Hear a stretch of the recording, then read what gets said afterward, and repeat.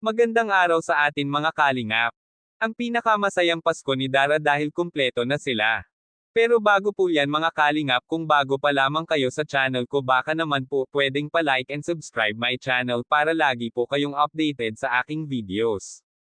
At huwag din po natin kalimutan mga kalingap na pakisuportahan ang ama ng kalingap na si Val Santos Matubang at Kalingap Rob Matubang, pati na rin ang viewers at reactioners. Maraming salamat po.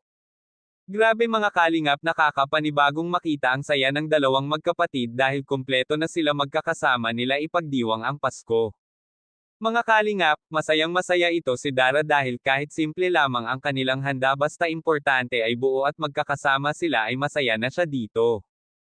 Ito ang pinakamasayang Pasko na nangyari sa kanilang pamilya dahil halos tuwing Pasko ay dalawa lamang sila palaging magkapatid na magkasama. Nakikita natin mga kalingap ang pagkasabik ni Dara na may akap at makasama ang kanyang tatay pati na ang kanyang mga kapatid. Kaya sabi ni Dara kung sana nabubuhay pa daw ang kanyang kapatid at nanay ay lalo sigurong masaya dahil nakikita nila ito na may bahay na sila, at yun nga ay nakakalungkot dahil kahit anong gagawin ay hindi na ito pwede ibalik.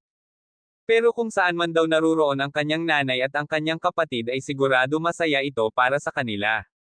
Kaya tinanong din ito ni Kuya Rob ang kanyang tatay kung ano ang nararamdaman niya dahil magkakasama na sila, at syempre masaya daw siya dahil magkakasama daw silang lahat, hindi katulad daw ng mga nakaraang Pasko ay malungkot dahil hindi sila magkakasama.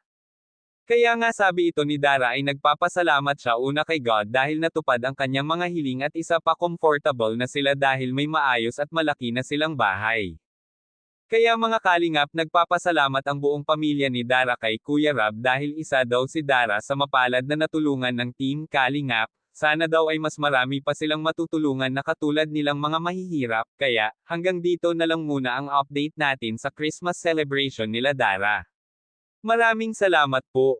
Thank you for watching and God bless us all.